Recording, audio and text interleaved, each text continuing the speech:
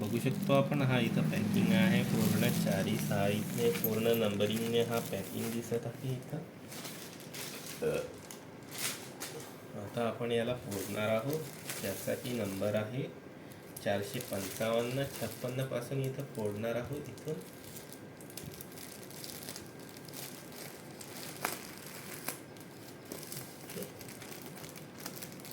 फोडलेला आहे. त्यामधून एक पडदा आलेला आहे. ते बघू शकतो आपण कसा आहे हा.